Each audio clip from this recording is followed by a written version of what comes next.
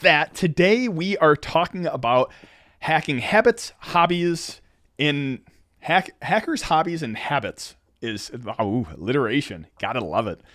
With that, like we kind of were talking. It was funny. We end up cutting the stream off, and then we end up talking for like another hour, and we realized that we probably need to like include that in the stream. But last time we were talking, we realized like, oh my gosh, not only do we have a lot of like generic hobbies that most hackers end up doing, like lockpicking, but there's a lot of like off the wall ones that we started talking about that seem to be frequent within the hacker communities, which is a little unusual. So with that, let me kick it on over so we can see everyone all at once. And I think the great way to run the stream with this one is throw out a hobby. We'll start with lockpicking and talk about how you got into it. I think how you use it, because I think that's also kind of interesting. How to get started with it would be another big one. So Gator, did you want to kick us off here? Sure. So I can't honestly remember the first time I remember lockpicking, because I'm pretty sure I got a set for Christmas when I was very young.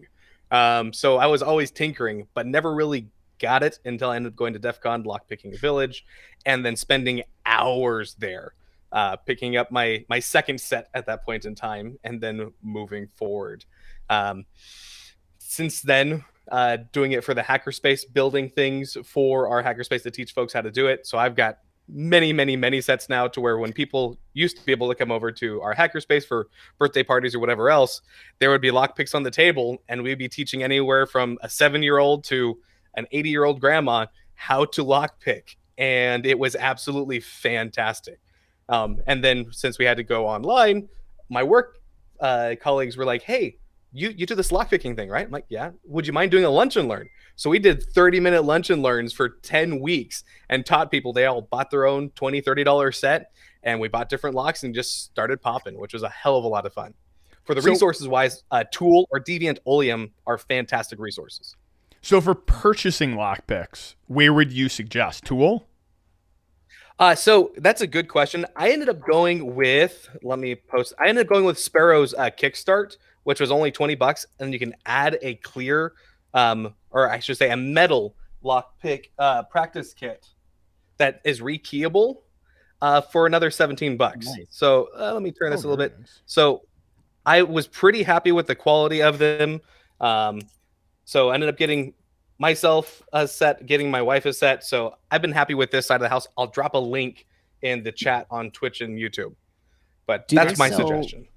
Do they sell like different pins? Like, can you put spools and serrated pins in there and stuff? Absolutely. That's why awesome. I do like this one, because it gives you so much more. The upgrade to that, you can get, this is the basic kit, right? So it's clear cutaway, but then you have different levels. And I have these right here because, small explanation here for people who don't know. What I just asked was, on the inside of that lock, you have a couple different pins, and when you're lock picking, you push those pins up and down, and you try and get them to bind, and then eventually, once you get them all up, what I asked was whether or not they sell kits, because that's rekeyable. You can take them apart and put new pins in. Well, there's certain security pins that you can get that are serrated or have. Gulo's probably got a picture of it. Yep. But you can get serrated pins that have like little bars in them, so that when it binds, it'll bind on the serrated thing, and you won't end up hitting right where you need it to be. That kit, I have to say, like, whatever that kit is, I might actually pick one up for myself, because spool pins and serrated pins are super annoying, but they're reasonably effective. But it won't prevent someone from picking your locks. It'll just take someone longer to do so. Right. So typically, along with that, you can get the revolver. I was just going to say, typically locks won't have, they have only 1 or 2 serrated pins. They won't be like all serrated pins, or they won't all be spooled pins. At least what I found. So that's the other nice one is, I think it was Tool at DEF CON, but like everyone sells these things where they do learning lockpick sets, where you get like 6 locks, and the first one will be a 1 pin, and then there'll be 2 pins, 3 pins, 4 pins, 5 pins, 6 pins. And then they have that exact set. Yep. And then they do a security one where it's still 6 pins on every lock, but then it's 1 pin, 1 security pin, 2 security pin, 3 security pins. So I use the tool ones, and I've got several sets of those. But one of the things that I also do with those is I repin them. They're really simple to repin. You just have to be careful when you pull them out. Um, but it actually playing with those to actually learn to lockpick is really great, and I've got security pins in them as well. But learning how to repin those helped me to repin all of my own locks because, well, I got bored. So here's a question. When and I guess this probably has a similar answer for most people. When in your lockpick journey did you no longer trust locks? Oh, The that's a second good lock one. I popped. Because it was So- a quick set, like it was on my house. I'm like, oh God, no. For me, it was bumping. So early on, bumping. So block picking is you put your pick in there, and you're lifting up pins or you're raking. Bumping is you grab a key which is cut at 9, so it's like it's the deepest point. In just like a pool ball, there's better explanations or like graphics online of this, but essentially like a pool ball, like if you hit the one pool ball, this one stops and then this one shoots. In a bumping, you back out your bump key and then you hit it with a hammer, and it shoots all the pins up, and then you can turn it. And that one, the reason why this one made me just lose all faith in locks was because the security pins will stop this. There's a couple things that will stop it, but like, forget picking. It was, you could bump a lock in 5 seconds, like getting into a deadbolt in literally just, and then it opens. Like, that was terrifying. That was the first moment where it was like, it felt like wizardry. It just felt like just boom and in. Like, whereas like this isn't supposed to work. So for me, it was. Oh, sorry. Go ahead, Gulo. Go for it. Nope, go for it.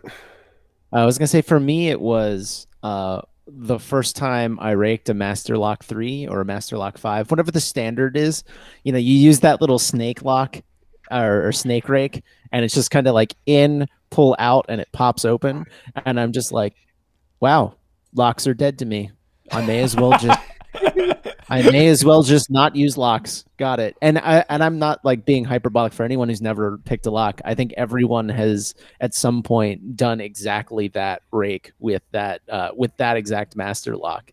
And it's just like, wow, master locks are dead to me. And I have a collection of master locks now that I'm like, I have picked every single one of these. Yeah, I would agree. Locks don't really stop thieves. The one thing about a good lock, like I have the Protect locks on my house, mainly, and it has nothing to do with security. It has to do with, because I think the key is so freaking cool on them. Same thing with like some of the Fiche or whatever they called, where it looks like the let me flick the camera back on over, where they look like old skeleton keys, which actually unlock them. Like, they're so cool. But no, they're not gonna. If someone wants to break into my house, they can just break a window or kick in the door. Like, security lock's not protecting my house, type of thing. No. I did construction when I was younger. If I wanted to get into a house, whether or not breaking a window or kicking in the door, you just take a Sawzall to the wall. It takes you like 2.5 minutes, and you cut your own door into the building, and then you're in. Right? It's a good point. Garage doors are great for that. One of the questions that was asked was when we started lockpicking, and at first I was going to say was the Lockpick Village at DEF CON when Deviant Ollam sat down with me and taught me many, many years ago. But now that I think about it, I was picking locks in like elementary school, just before junior high, I guess. They were all the master lock spinning locks or the bike locks. And I remember as a kid, this was like no skill. This was me. I don't even remember where we got the knowledge from. But once we learned how to do it, we would go out during like recess or lunch, and we would swap all the locks on the bikes that were all locked up. That's also amazing. I remember I did learn I did learn in high school there is on these old, the combo locks that you would have on your lockers at high school, assuming you had lockers like that. But there was an old form of those combo locks, the ones with the keys in the back. There was a pretty easy way to figure out the combination if you had like a minute or two to spend and you did some practice with. We definitely learned how to figure out the combos for each of those locks, and we started pranking each other by putting stuff in each other's lockers, and we were like, who knows my combination? We should never have done this. I remember one of my friends ended up with a can of Axe being left in his locker with a book on top of it. So the next time he opened it just poofed out. Yeah, that was bad.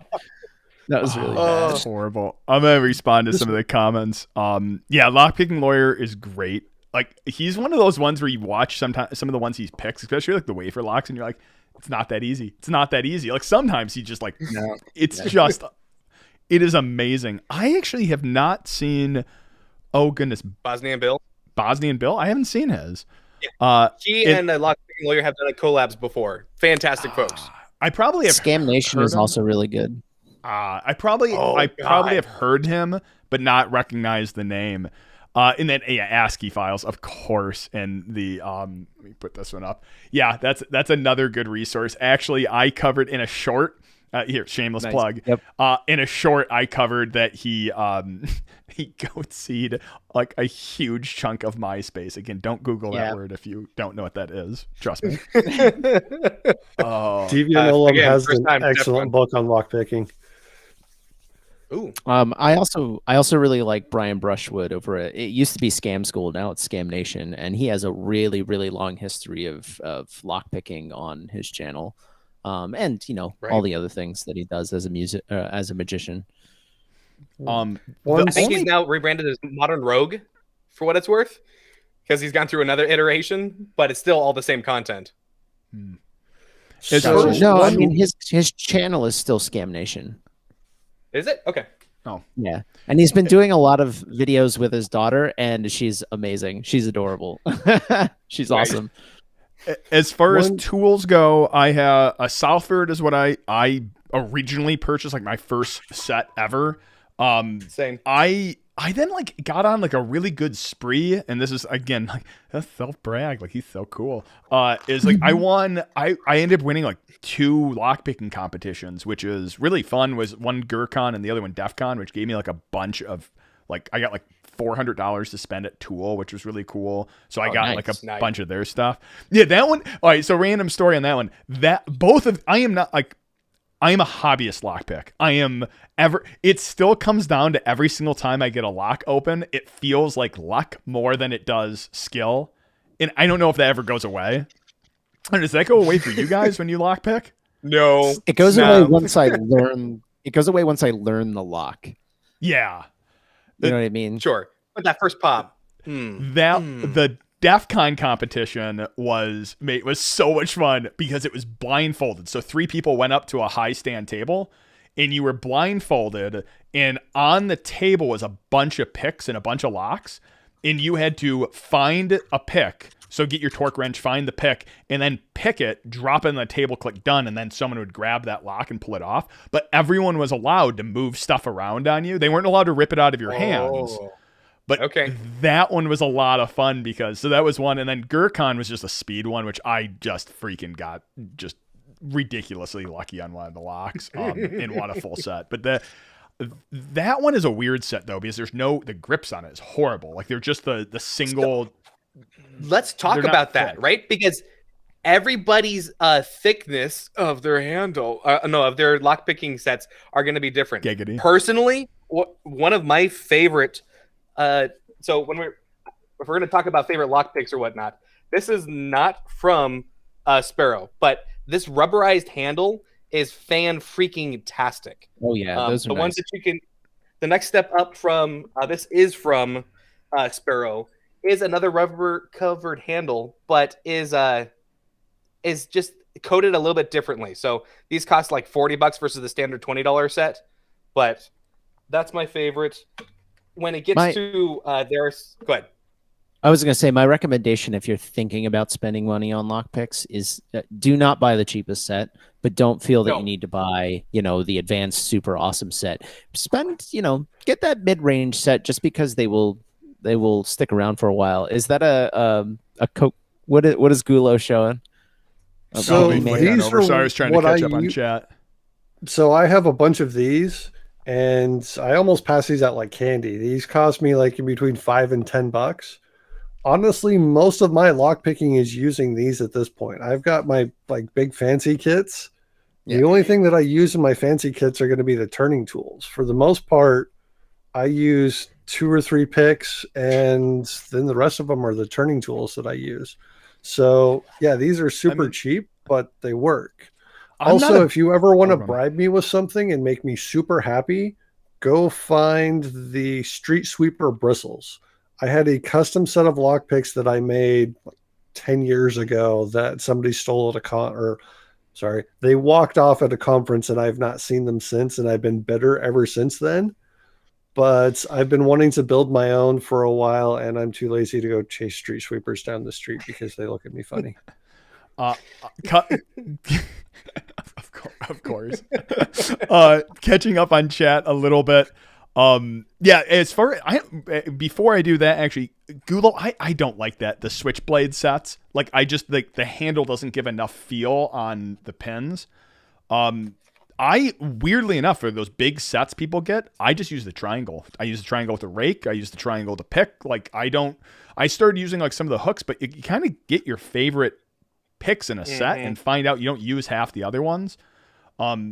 Yeah, I did see the Micknick comment on his business card. Yeah, I actually got one from him. They're horrible. They're absolutely horrible. They're way too short, but they're really, really fun. Let me go through. There was, I would say no, we're not all red teamers. I was a red teamer I've been a pen tester. I've been a security tester. I've been a software developer. I've always been on the attack side of it. I would say all of us do hacking for a living in some way or another, but even hacking is really a general term, and we'll call it. But as far as like network penetration testing and application pen testing, like I think most of us have either experience or, Gowrie can probably talk more to that. But before I jump there is, yes. Oh yeah, goodness, yeah.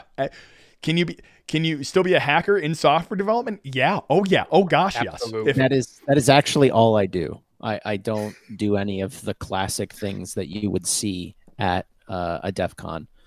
Most of my like 95% of what I do to my day-to-day life is just what most people would consider classic software development or product development. But I make things that assist in the process of doing things like reverse engineering and debugging and stuff like that. Things that, like, I build tools that are really dual use. You can use that either for forward development or for doing any of these other types of activities. So yeah, I'll put it to you this way. If you are doing pure software development within this industry, you're really one of those force multipliers, because you're providing people with the tools they need to do more of the advanced work. And it's all about what you're interested in, right? Like I have no interest in doing penetration testing. That doesn't mean I think it's beneath me. It's just that it's a completely different job and I dislike it. But a lot of people really like the job. So I want to help build those tools for them to do that work. And there's a ton of work out there doing that stuff like that. There's also, like, when you get to penetration testing. I don't know why I'm doing this. You're doing pen testing, and I'm like, I had a pen ready in the whole bit. Come on now. All right. It's such a general term, because like I did in General Electric, I led their product security, and that was like industrial control systems and SCADA systems, and that was all protocol fuzzing. And then I've done web assessments, and that's a completely different skill set, and those things don't match. Someone asked a question one time, I think it was on one of the earlier streams, was, do you need to know programming to do penetration testing? It's such a hard question to answer, but I'm actually, who is it? Live Overflow did a really good answer to this. And the answer is yes, but no. for if you're doing like binary exploitation, yeah, you pretty much need to know like C or assembly or something.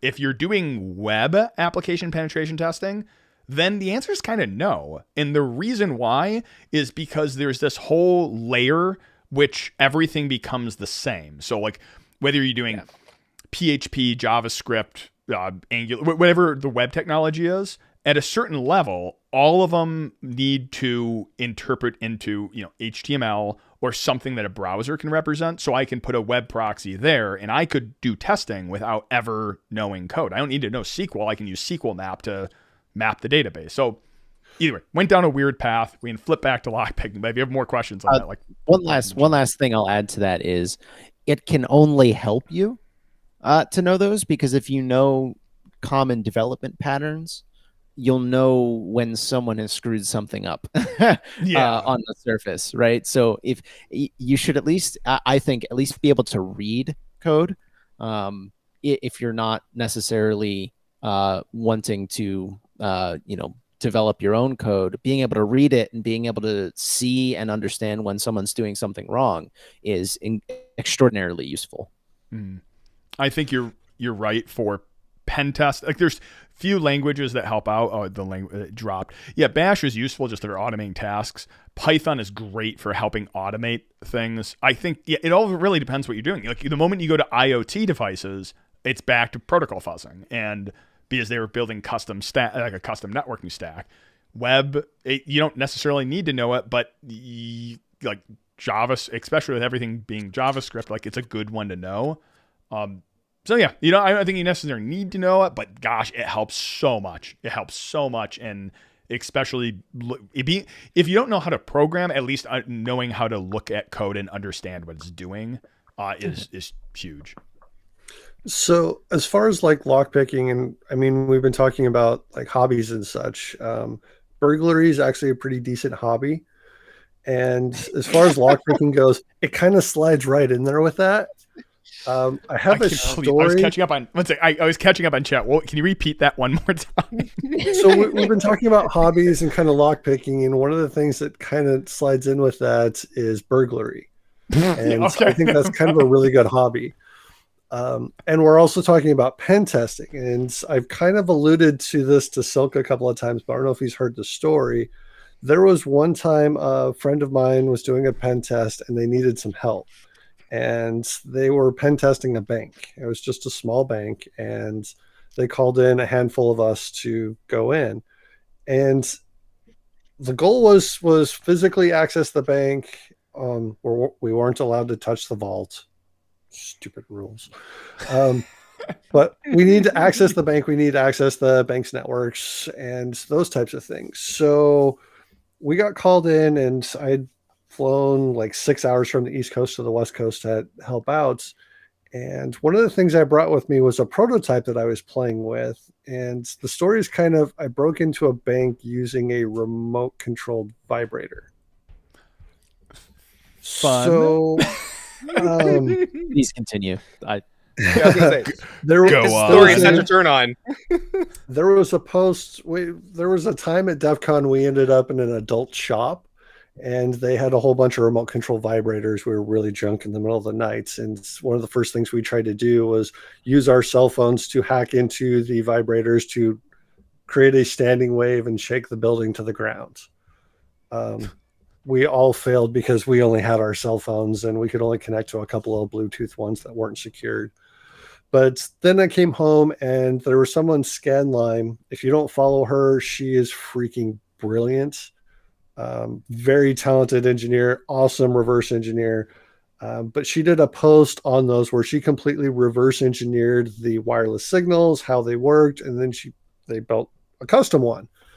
And the custom one, I decided to build one at home and start playing with those. And it was using a ping, and the ping with an Arduino was used to determine distance, basically. The following year at DEF CON, there was a talk on circuit breakers and specific radio frequencies that would trip circuit breakers. And the talk was that some girl's husbands, I guess they had a massive house and they had to use ham radios to talk to each other. And when they were keying the mics on their radios, they were tripping GFCs. So they went a little bit farther and figured out the frequencies they could use to trip GFCs and circuit breakers. So I took the remote control vibrator stuff that I built from Scanlime and I attached another radio to it. And then I started to test on my neighbor's house because I really didn't want to burn down mine. At what frequencies would their lights go out? And how far away from the building would I have to be for their lights to turn off? So I just kept tripping their breakers. When I went to the pen test, I had these devices with me, and banks have alarm systems and security codes and door locks and all this other stuff. So all I did was Monday nights, 2 a.m., I went there and I tripped the breakers and ran away and hid. And the little bank manager or whoever comes up, goes into the building, flips the breakers back on, and then leaves. And I wait like 20 or 30 minutes till I'm pretty sure he's home, and I trip the breakers again. And he comes back and he flips them back on. And I do that a couple of times through the night. An electrician comes the next day. Tuesday night, rinse and repeat. Wednesday night, I trip the breakers. He doesn't come back. At that point, I just have to wait for their UPS to die. Once their UPS died, there was like a 4-pin tumbler on their front doors. I picked that lock, and then we had physical access to the bank because Is that essentially UPS just fail died. open? Wow. Yeah. Well, how many times are you going to, it's the same way you steal a car too. If there's a car alarm, you smack a car at 2 a.m., the owner's going to come out so many times until they just disable the alarm and say, screw it, I'm done with this. And then you steal the car. So he was The same thing for so the bank. Gulo was authorized for this part. So it's not theoretical. It was authorized. Yes, this was a pen test. There was a contract. We completed the pen test. We installed USB sticks into all the computers. So the next day when the bank manager came in, flipped the breakers on, we had full access to their network. The whole thing was a success. They would not let me touch the vault. I begged and pleaded with them once I was physically in the bank. I was like, give me 10 minutes. I got this. I know I can do this. It reminds me of It was a hard no. the Johnny Long story where he was hired to do a penetration test, and they had just installed, it was a physical assessment, and they had just installed these like state-of-the-art doors which would recognize the human hand and then click open. And he remembers he goes on with the story, he remembers sitting outside looking at it, and then goes back to the hotel room, grabs a hanger and a wet washcloth, slides it between the door, slides it up, and then starts whipping it back and forth where the wet washcloth connected with the inside of the door, and it read it as a human hand and clicked open. But like, that's not, for me, that's not the funny part of the story. It was when he walked in with the hanger and the wet washcloth and during the report out laid it down. They're like, what the heck is that? You're like, that is how I defeated your $15,000 door. Oh, Like, nice. it's like not the sophisticated. They're like thinking like Mission Impossible. It's like a hanger and a wet washcloth. Like, there you go. So I'm reminded We've of. done Go ahead. We've done that with, so those are the heat bars that are on the doors. We've done the metal hangers with just a simple like blowtorch and heating those up with a glove until you touch the door, and then it unlocks and you just pull on the door.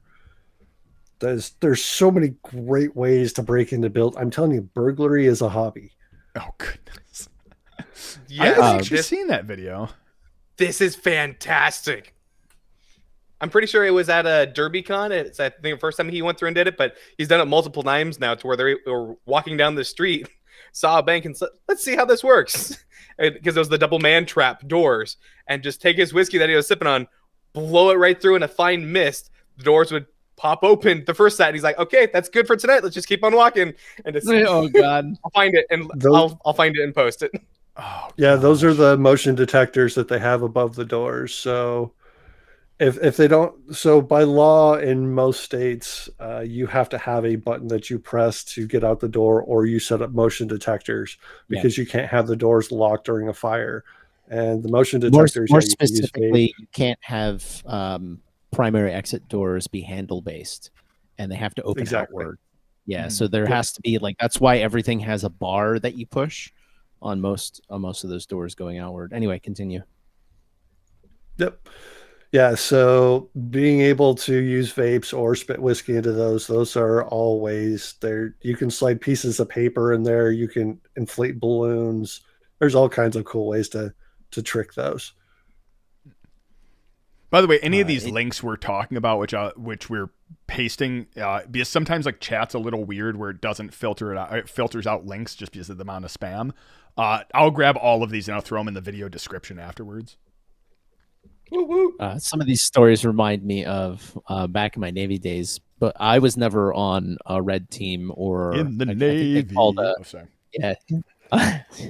But they called them red teams, and then if you were doing the physical penetration testing, you were a close access team, I think is what they called them at the time. I don't know if they still call them that, but you got to hear the stories from all the guys who were doing it for the military, for the bases. And I'm obviously not going to talk details, but the number of times I heard people, it was just so security showed up and there was, we were not alerted to security showing up. And of course we have, our get out of jail free card in our back pockets that say here's the order from the commander of the base that says we're allowed to be here. But that doesn't make you feel good when security shows up and points, M15s at you. So I just remember a buddy of mine was just I remember I was sitting in the middle of picking a lock on a safe and in the building at 3 a.m. and we heard security come up and he's we all just stood in the hallway, sitting in seats with our hands up, waiting for them to enter the building and arrest us because that's the direction we were given, but they never entered the building. So it's I'm just imagining them sitting in a hallway, just we're about to die. This has never happened before. We messed up, but yeah, just there's so many stories like that. That's the terrifying. I've only done. Oh, go on. I've been pistol whipped by MPs on a military base for pen testing before, and I woke up in military prison. Oh, sheesh.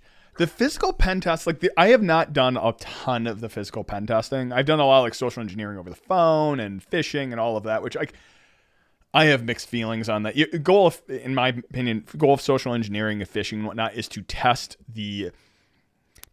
your information security policies and procedures and the security. It's not to get people to click. It's to test your current policies because you can get people to click. But that being said, I all my physical pen testing has always been on office buildings, and they're always I think they expect when they ask you to do this test that it's going to be hard, and oftentimes it's the 2 coffee mug. I have 2 coffees. I will walk in because I can't open the door, and someone will hold the door because most people are very nice. That's a whole other level when you're worried about getting pistol whipped or have a gun pointed at you. I'm not sure if I have the cojones to do that type of testing. Because it just takes one person having a bad day to go you know what? I don't care. That's probably a forged document.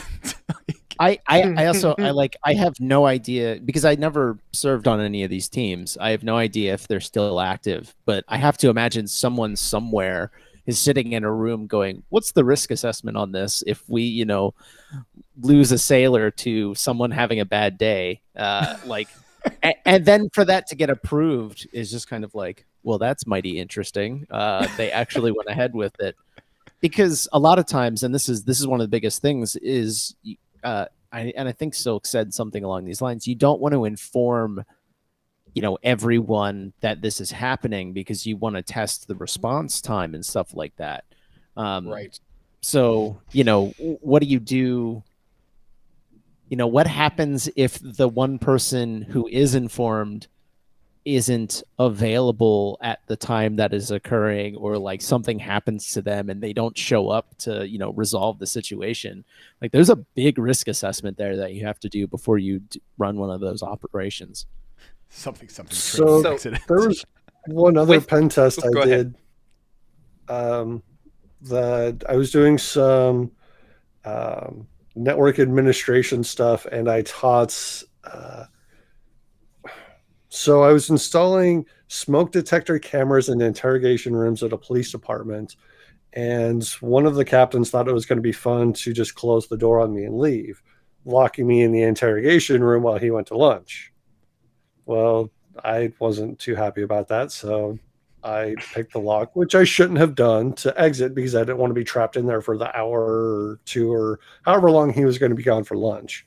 No. So I picked the lock and I was just roaming around doing my other tasks. And when he comes back, I ended up teaching him how to pick locks that day. And then they brought me back to teach SWAT how to pick locks as well, which is great. But they also asked me if I could break out of their jail and their police department. Oh no. So they set up a fake arrest where I got a Dewey and basically I hadn't thought about getting shot before. Thanks, Silk. I now have the yips every time I do this. Yeah, I've never been shot during a pen test. I've been shot before, but not during a pen test. So now I might be a little bit more careful. But when I was breaking out, they didn't search me, so I just had my handcuff keys on my belt. So I unlocked the handcuffs. I deleted my photo and prints off the system because I knew how long since I helped install the system. I knew exactly how to do it, which was kind of cheating. And then I ran out after they caught this all on camera too. I was in the little room next to the jails. After I deleted all my stuff, I ran out. I climbed up on the lockers, and then I climbed up into a crawl space in the building where all the cables and stuff were. And then I was like scurrying across the crawl space to go to the other side where I knew there was an exit door that wasn't locked. There were 2 police officers at that exit door having a conversation when my head poked out. And I was like, crap. I have pictures and videos of me in this crawl space waiting for them to leave so that I could jump down and then exit the building. Nice. I was probably up there like 10 or 15 minutes. I was like, I'm so going to get busted. Somebody's going to pull an alarm because somebody's going to go check on me eventually. But no, they eventually moved. I scurried down the wall. There's security footage of me doing this. Exiting the building, I exited to the back, and that's where all the cop cars are at, and it's an enclosed space. The cool thing about those is, you know those automatic gate doors that when you drive up to them, they automatically open?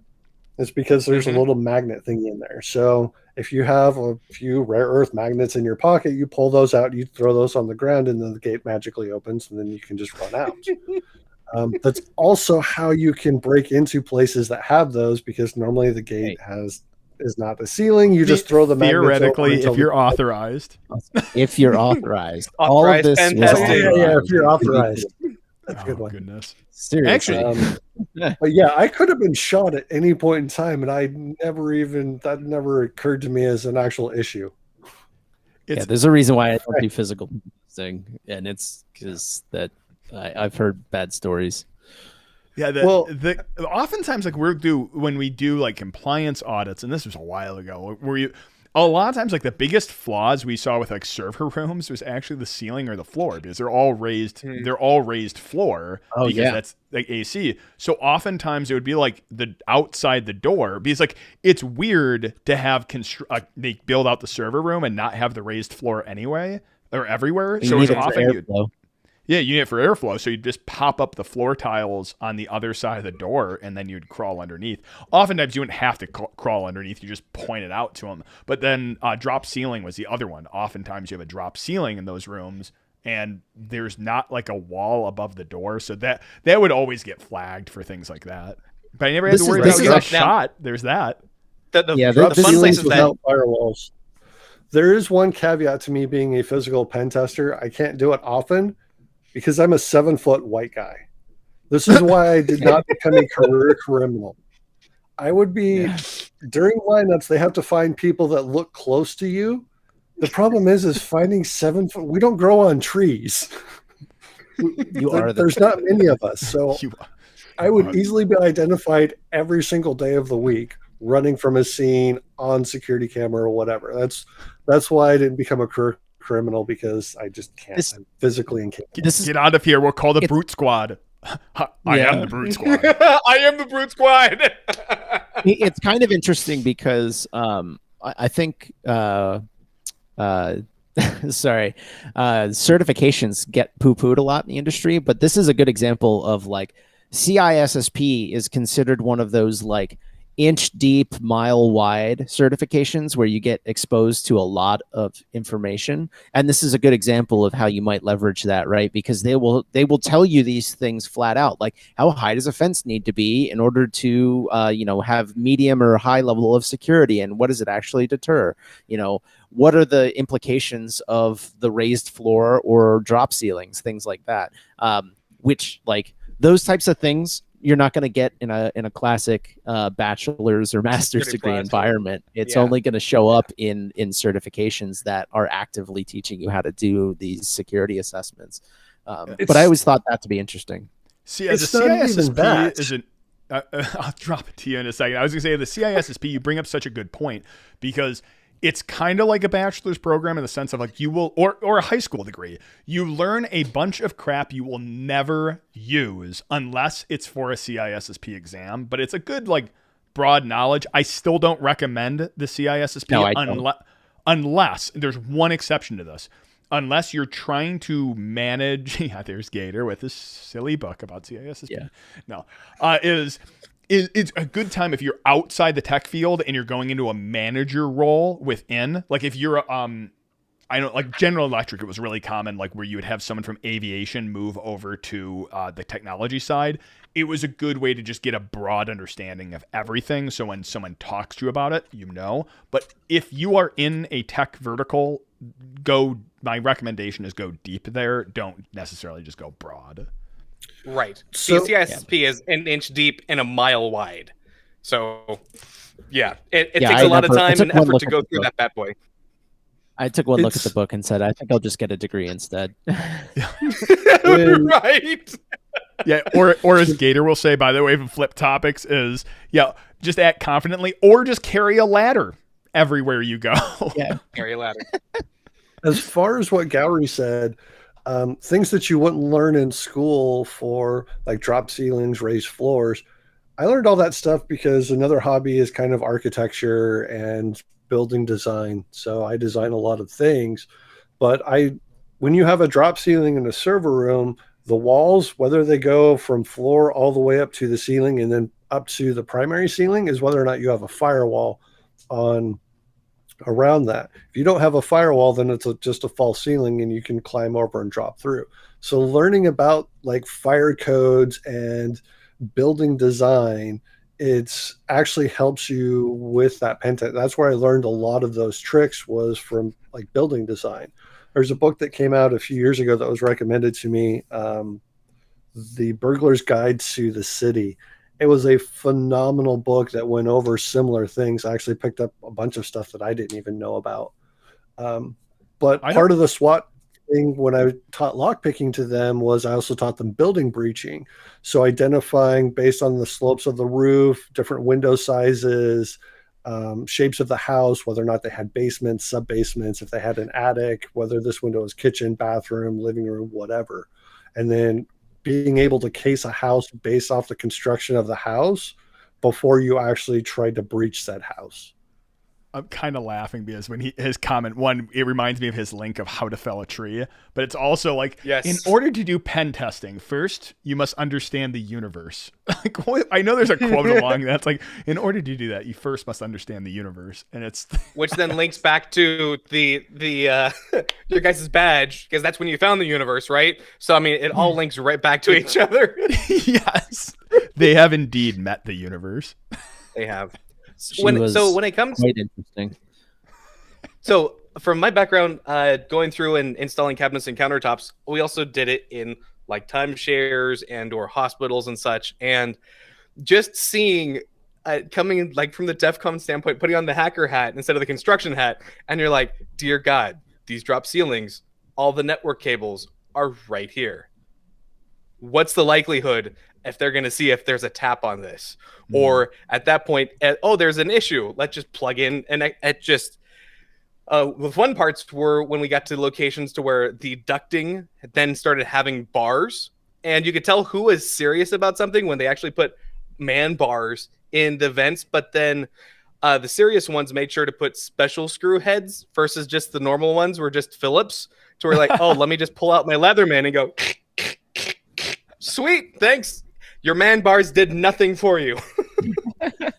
I saw a comment in chat, which I was trying to, again, I'm seeing them fly across as I'm trying to click on them.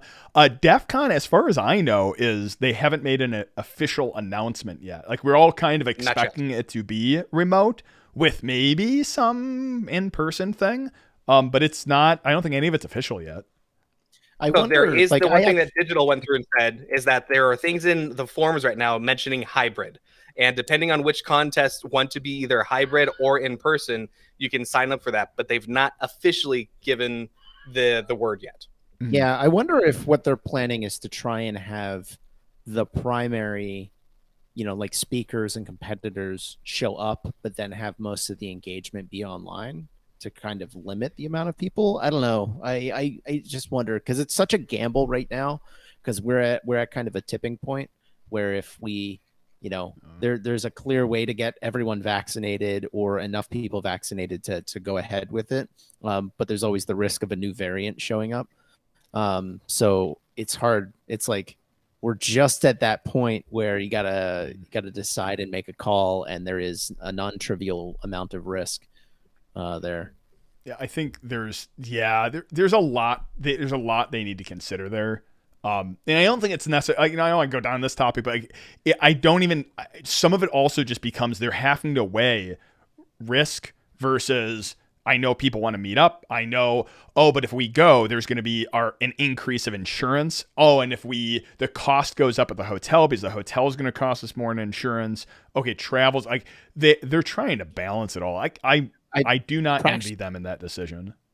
Praxis actually brings up a really good point too. It essentially would be a U.S. only conference as well, because the amount of people that would need to come in from outside the country, I imagine, it would make it difficult to make it accessible to everyone. And I'm sure they're also considering that. Yeah. And a lot of the really good speakers are non-US, so I imagine they would prefer to try and keep engagement high. Yeah. Right. I know, they're not going to move it. Not move it location, move it time-wise. That's like ThoughtCon did that. And it was like the first year I was going to go to ThoughtCon. It was really exciting. And then it was like, and moved. And we're now moved like over a year. And I understand why they can't cancel that one, because that one's a smaller conference. But like, I hope we don't go down that path. But I would like to see everyone. I really do, because I love DEF CON, and it is like my whole year kind of feels like it revolves around it at a certain point where it's like, okay, time to DEF CON is X number of weeks. Like, it's just, yeah. Yeah. By the way, my wife says my entire year revolves around DEF CON. Not Christmas, not spring break, not summer. It's freaking DEF CON, man. And that preparing for that week when we're over there, or like the year before, 10 days, which was too much. 7 to 8 days. Okay. 10 days. Not so much. By the way, spinning back to lockpicks, if anyone there is actually, we were talking about brands and whatnot, is my favorite picks, the ones I carry on me, are the Bogota picks. It's like a set of 2 picks, which are both act as their own tension. I thought of them now. So like jumping back, like, I don't know, half an hour ago is the Bogota picks. Oh yeah. Gator has them right there. I'm pretty sure. No, those aren't them. They look similar to that. They're in my wallet. So this is the one that I got for that purpose, and they're also from Sparrow as well. So okay, yeah, the Bogota ones look really, really similar to that. Same type of just rake, but those have come in handy. Lockpicking is one of the weirdest. I think we spent a ton of time on that one, so maybe like we might want to flick to another one. But that has been like the weirdest hobby, which I think we've all picked up, and it's always come in. We talked on the last live stream about this. It comes in handy at the weirdest times, like power outages, and then people's garage door won't up. I mean, like between neighbors and parents, I think it's been like opening up their doors very frequently. I like you the never idea know when you're going to be locked out of your neighbor's house. You never know when you can be locked out of your neighbor's house. I joke about this with my wife. I'm like, instead of hiding a key outside just in case we lock ourselves out, we'll just put, a set of lockpicks next to the rain gutter or the downspout, and it's just as good for me. Yeah. Yep. I have these in my car. I have these spread. I have them in my kits. I have these all over the place. If I'm ever locked out of any place, I mean, yeah, I agree with Silk. They're not the best, but they're super cheap and they're handy in a pinch. To be clear, for anyone watching that has not already, is not engaged in lock sport and engaged in this kind of thing, be very careful. You need to check the laws in your area on ownership of picks, because some states classify them as flat out burglary tools. And if you are caught with them, it's basically proof that you are engaged in felony, regardless of the situation. And some states require you to have a lockpick licensing or a lockpicking license to be able to own them. So all of us are in friendly states in that regard. But for example, I can't cross the border into Virginia holding lockpicks because they have laws on the books, right? Like that's not like I would be a fool to do that. And I live quite close to the border of Virginia. So be very careful if you're going to engage in lock sport. Do some reading up on those things before you go ahead and you buy the tools. Just caveat to that. Gator just posted a good link. Go on, Gator. Exactly what I was going to say is that thank you for bringing that up, because that's a very important point. Go to tool, tool.us/laws. I posted it in the chat. It'll also be in the show notes, but that's a great resource for you to find out what your state rules are. Mm-hmm. Yep. And I've said this in another stream, take business cards. You are a security professional. Even in the states that I live in, I could be picked up for having lockpick. Granted, I could be picked up for having a screwdriver and I could say I'm breaking into a building using those. But having the lockpicks, as long as I have a business card I can whip out that says I'm a security professional, I teach lockpicking, I do physical penetration tests, these are the different things that I do. Those can get you out of a lot of sticky situations quickly. I even fly internationally with a lot of my lockpick sets because I'm a moron, but those business cards have gotten me out of every single issue I've ever ran into. So I'm going to flick us off lockpicking because there's actually another hobby, which I'm definitely going to touch on, which is writing shanties, because we have a star among us. Freaking So Gowrie he wrote a shanty and it's amazing.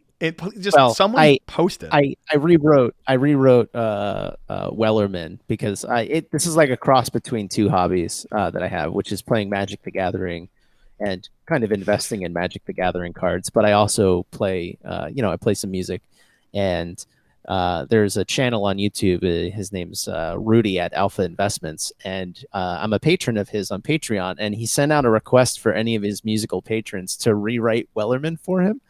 And so I've been working on this for like a month and sending him draft after draft.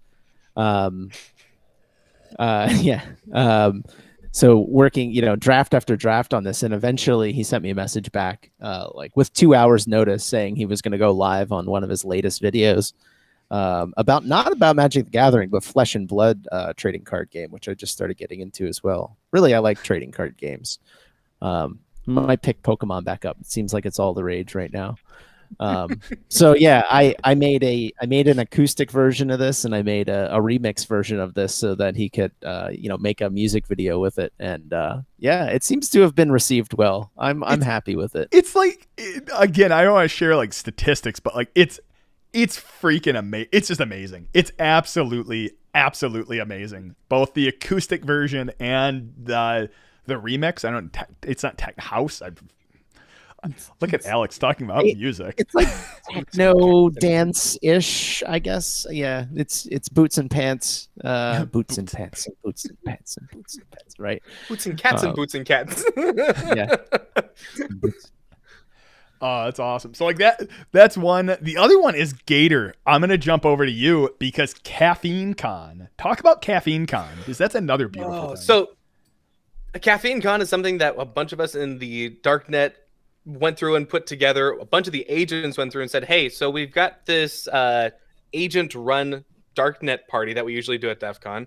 Why don't we do the same thing but for caffeine? Because we're all hackers. We love working with computers, and we need our caffeine fix. So everybody brought in their favorite teas, coffees, brought in some remote or exotic stuff from their location and brought it in. Some people brought cans of, you guessed it, blue balls. I mean, so we had a little bit of everything. We had some pins made up, some stickers and whatnot. So shout out to everybody else who was able to pitch in with that, because the first time we did CAFCon, I was late to it, because the previous talks that we've done in the past talking about reflashing badges that took an additional 4 hours.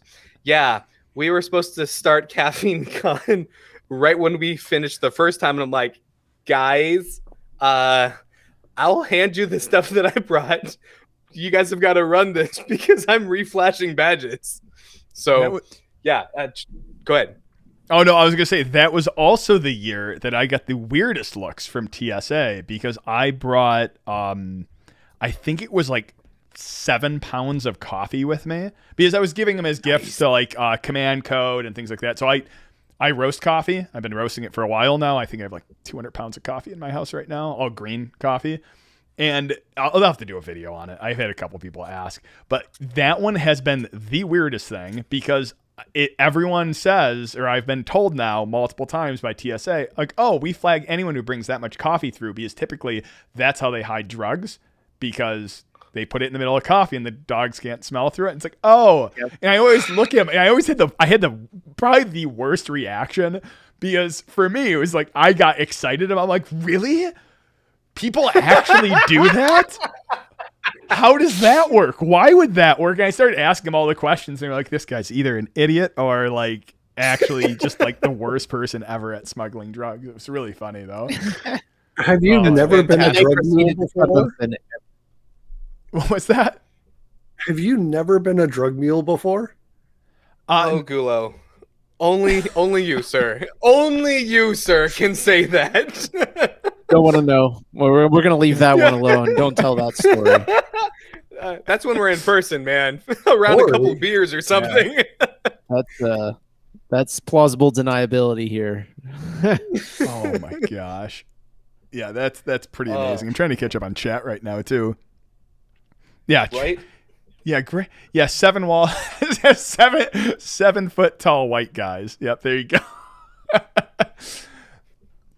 Oh man. So I guess, I mean, that covers a lot of hobbies. I mean, I was covering mostly coffee roasting is a good one. Actually, another really weird hobby, which I found like kind of runs weirdly through the hacking community. And again, none of these are like hackers have the exclusive rights to any of these, but is like magic. And I'm saying like magic tricks, juggling. Like I think it has something to do with especially when in Vegas and whatnot, we'll go like all going over to the Penn and Teller Theater. Like that seems to be another one. Did you guys ever get into magic trick? I got huge into sleight of hands. Like I did like kids parties and all that fun stuff when I was a kid. Did you guys ever get into juggling or sleight of hand? I did juggling. I never got into doing magic. I'm not It's funny. I'm a musician. I play the guitar and the piano, but I am not dexterous enough to be a magician, especially with sleight of hand. So. Yes. Specifically it was when I was much, much younger, got multiple magic sets. And I think it had to do with more of being confident when you were walking on and doing something, faking it till you make it, and then making sure that you've got the right tools for the job, to where if you've got those tools, you can freaking grab the attention of everyone in the room and divert them away from whatever else. And that was more of the tactic that I used growing up. I'm not sure who does those talks at DEF CON on social engineering as a magician. Someone else wants to comment on it. That's typically like Chris Hadanaki with the Social Engineering Village. Okay. He also has multiple books out, which, come to find out, he actually talks about in his newest book doing the physical penetration testing as well. And he does it for different government agencies around the world. So I'm about 3 hours into it, and it's a fantastic book. Go take a listen. I'll bring us back to all of his books are phenomenal. I'll bring us back to the tech world, probably to close us out here, but is puzzles, like ciphers and cryptography puzzles. That's probably another odd hobby. That one I do think is probably more within the hacker space. I love challenges, like hacking challenges, ciphers. And I'm not talking about like hack the box ones, which are more like real world, but actually the ones which have been designed as like a puzzle. Like I'm hoping I'm not going to bore a bunch of people in the channel because I've been like just loving the Gurkhan cryptography challenges and jumping through all of those. What about you guys? Do you guys do those in your free time? I don't do that, but I definitely have what most people would consider a weird hobby in the same sense. I like to read CPU manuals to understand how they work, like the Intel developers manual that is like, here's how the move instruction is implemented. So like the most recent ones that I've been reading are the original Game Boy CPU manual, which was a Z80. And I have a small side project that I've been working on for a while of writing a Z80 emulator, which maybe that'll see the light of day one day. It's a pile of garbage right now. And the ESP32 emulator, or not emulator, the ESP32 manual, because our badges were based off of it. Like even after we were done with the badges, I was like, I wonder how the hell this processor actually works. And so like I acquire knowledge about like, oh, this one implements register rotation. That's fascinating. I've never seen that on a processor before. But like I don't do anything with that knowledge for the most part. I just read the manuals. Z80s, Zilog processors. I used to make those. I did the metrology in their clean rooms for that way back in the day. That was the first place that gave me dangerous chemicals to play with, and ever since then I've loved to play with different chemicals and different mixtures of stuff. But and that's how you make a gulo. And that is how you make a gulo. I still have that talk I'm supposed to give of how to dispose of bodies, and the different chemical concoctions you're supposed to use in different stages. This is where you say lie and then let's change the subject. Yeah, I'll swap us out right now. My gosh, yeah, it was Mythbusters did a thing on that too. So totally, the totally. ones I was talking about was Gurkhan, GRR Con. I'm out of Michigan, so they're over in Grand Rapids. All of their cryptography challenges, I will warn you, they're all built by amateurs, and I don't mean that as like, oh, they're amateur. I mean they're just people who haven't built challenges before, so they're not necessarily. They're fun. I made a couple videos if you want to watch them on them. The main reason I go like be careful on them is because all right, self brag on everyone on this everyone watching right now is Gator, Gulo, Gowrie. All of them have written challenges for Darknet. All of those have been tested. Those are great ones to go test. And it takes years of creating these challenges to understand how to create them. Because oftentimes we create them going forward, but amateur creators, they expect you to make jumps in logic that no one would make. And one of the Gurkhan challenges, it's the one which, if you go on there, the one with the blinky color on there, and I'm going to do a write-up on it, but that's a perfect example of he expects you to make jumps in logic that no normal person would make. Let's use an example of a simple cryptography. So simple cryptography, single pad cipher. If you do a single pad cipher, it is effectively impossible to solve. Like impossible. If you take ROT 13 and don't tell anyone it's ROT 13, then that's solvable. But if you take ROT 13 and combine it with any other cipher, it's impossible to solve. For the most part, I'm generally speaking, because there's a jump in logic that you're not going through the first cipher. There's no hint showing you, oh, you're on the right track, and you just see it as random data. So long explanation, but be really careful with either the Gurkhan ones or like just one you find randomly online, because it might just breed a lot of frustration because it's unsolvable. Yeah, they're really painful, especially and like. Thing to remember about the word amateur, it's not offensive in my opinion because the root of the word is amos, which is love. So people are doing this because they love it. They're just not necessarily doing it professionally, which means they're getting paid to do it, right? So that's kind of the gap there. But the hard part about building challenges is not is avoiding red herrings, either intentionally or unintentionally. Like there's a lot of ways that you can unintentionally implement a red herring and send someone off a 4-week challenge that should quote unquote have taken 20 minutes, right? Which is why all of my binary exploitation challenges pretty much have tutorials. Like I tell you how to do it. It's hard enough already to do those things. Like, so I'm just going to give you the answer and you can learn that. Like the real goal of this is that can you go from A to B and learn it? And if you do, you get points. The end. Like there's not, there might be a challenge 7 or 8 challenges down the way where I just go, here's the thing. You've read all the manuals. Now figure it out. But with the cryptography ones are really difficult to do that with. So yeah, I've seen so many that it turned me off of cryptography puzzles, which is why I don't really do them anymore. It's the red herrings, and then I'll bounce it to Gulo.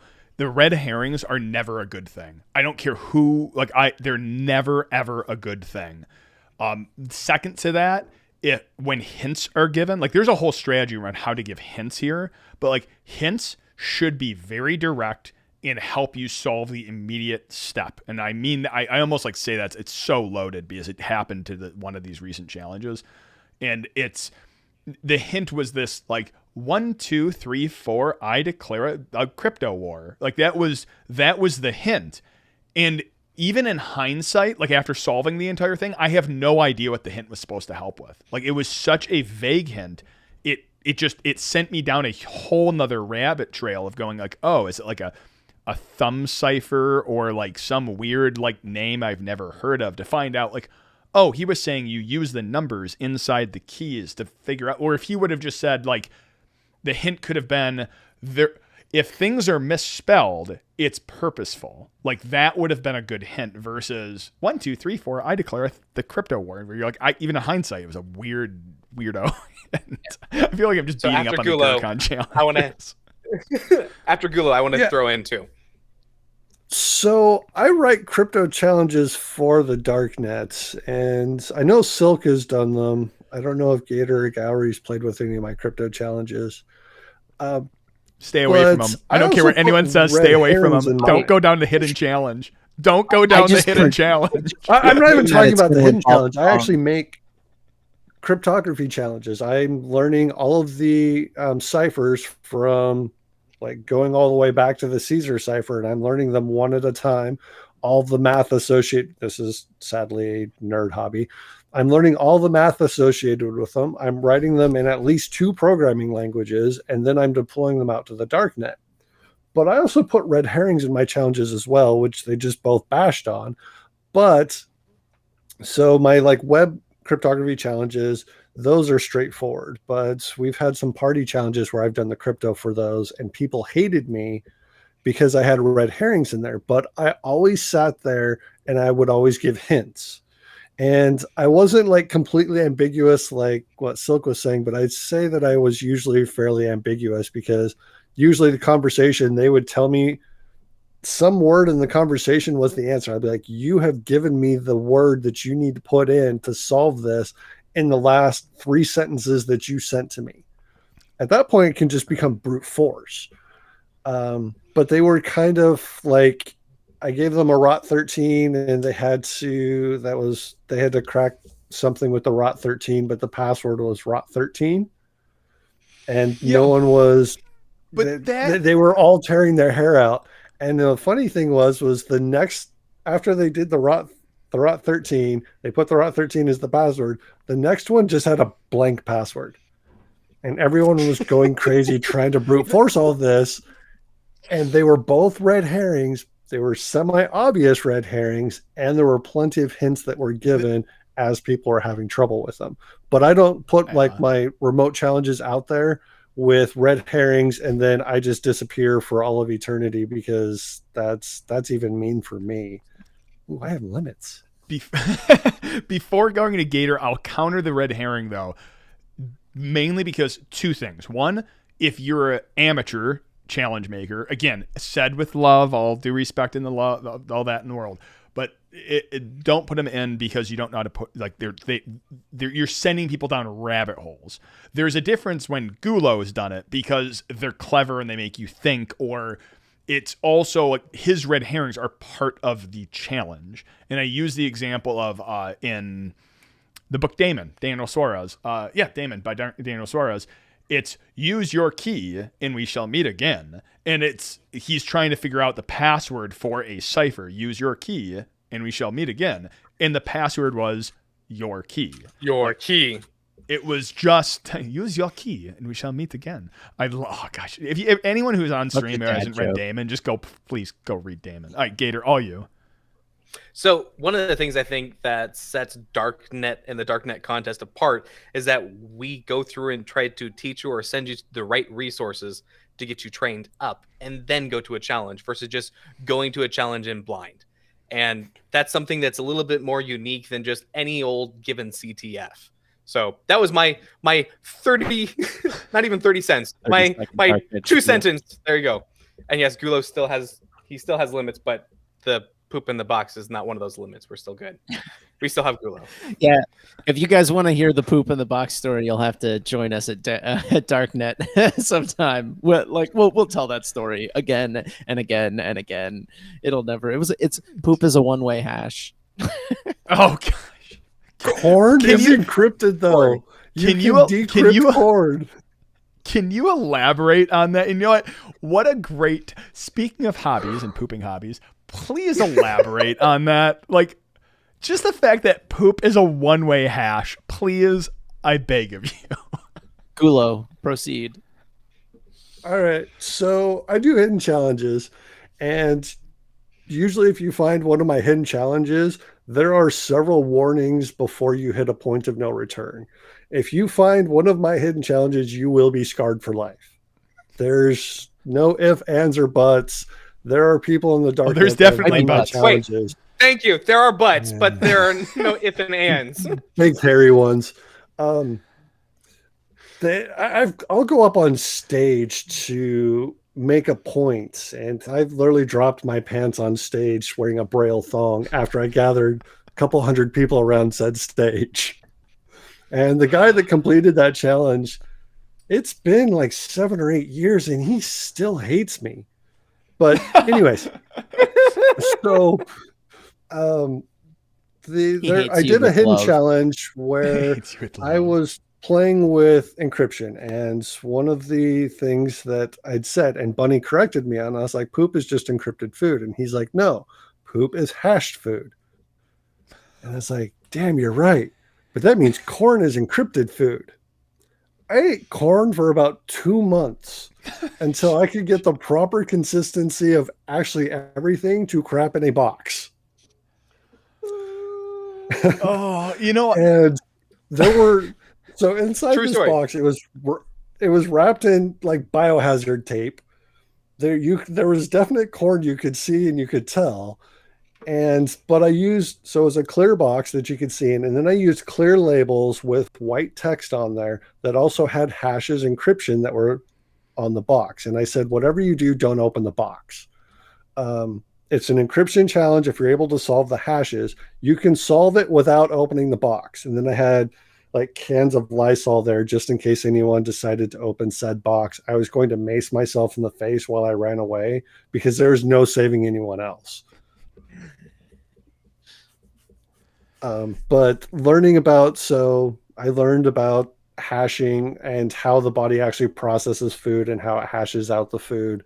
And then I also learned about corn, and the reason that corn is the way it is inside poop is because the cellulase, you're not able to digest the cellulase because you're missing an enzyme that other animals actually have. And so that's how you get from like hashed food to encrypted food and what the differences are. Hashed is one way. If I hash something, I cannot reverse the direction it is. But if I encrypt something, encryption is generally 2 ways where I can encrypt it and then I can decrypt it later. And the whole challenge was around the difference between hashing and encrypting. And the logical step was I needed to crap in a box and leave it on the darknet table for the intercon. Yeah. So the Yeah. short answer is poop is a one-way hash. Yep. Oh. For people are asking what a hidden challenge is in our context. For anyone who hasn't been on the stream before, we all help run the DC Darknet challenge and contest at DEF CON every year. And if you go to dcdark.net, there's a daemon where you can engage. The contest is not live right now. We go live at DEF CON. And the hidden challenges are challenges that you need a passphrase of some sort to unlock. And the reason we have that set up is because the operatives, which are the people who help run the contest, we want to make sure that you really want to do them before you start, because sometimes they are extremely difficult and scar you for life. In the case of Gulo. But yeah, that's what we're talking about in terms of hidden challenges. Those are those ones that sometimes they'll also be challenges that are still in development and we're not happy with where they quite are because they may have, red herrings or things that we haven't sussed out yet. But that we want to make available to, some particularly go-getter agents. So the encrypted crap in a box, or the hashed crap in a box, that one, even though that was the start of it, there was the end of it. There may or may not have been some of us operatives that were wearing thongs that had scratch and sniff stickers in case you still had your sense of smell after playing with said box. I remember that year. Identifying what the scent of that scratch and sniff sticker that we were wearing was the final. And these challenges are worth a ton of points in the contest, like an extreme amount of points. But I mean, you're only going to be able to describe this to a therapist using sock puppets in 10 years from now. Yeah. So I definitely Multiple plan sock puppets. on multiple sock puppets. I have a video in the hopper I need to record, which is all about how a hidden challenge led me to my black badge at DEF CON. This is when I was a competitor. It most definitely was hidden. It was most definitely worth it. In order to win a black badge at DEF CON, it requires perseverance, dedication, and locating a 7-foot man wearing a thong for 3 days. Just for anyone who is thinking, maybe I won't bring my kid to DEF CON. We have since toned it down a bit since those early days. No, the other ones are just very really aware of it. Yeah, we're these we're talking 4 or 5 years ago now for some of those, and we're like, yeah, we should probably that's tone like it down. 6 or 7 years ago. So maybe not Gulo. Gulo doesn't ever tone anything down. I was going to say, the last time we were live, I had a Barbie doll and a Barbie Jeep, and you had to hack the Wi-Fi on the Barbie Jeep to make it move. And I seem to remember everyone playing with the Barbie and the Jeep while they were trying to get it to move. And then the answer to the challenge was don't blacklight Barbie. Oh God. I mean, it's still Vegas, right? There's gonna be still Vegas. Oh gosh. The look on people's face when they realize, and then they would look down at their hands, and then they'd look up at me. Oh man, incredible. Fantastic. With that, are we ready to do this thing, y'all? Yeah, let me go back. Digital Tinker had mentioned one, and I'm trying to find it right now. I've got it ready to go. Oh, fantastic. Assuming we can do it. So, guys, everyone, thank you so much for tuning in. Let me flick on over to all of us. Thank you so much for joining in. This has been a blast, as always, but with our final roundabout, Gator, do you want to kick us off? Hey, this has been awesome, as always. I look forward to seeing people in person when we can finally get there. But other than that, make sure to go out and love your hacker family. Gowrie? Write more sea shanties. 2021 needs more sea shanties. Definitely needs some. Needs a hacker shanty, too. Yeah, I'm working on a hacker shanty for the channel. Don't worry. Oh, my gosh. I'm so Gulo, what do you got? Laws are only there to keep honest people honest. With that, thank you so much. For those on Twitch, we are raiding a channel, so stick around. Thank you for watching, and hack on.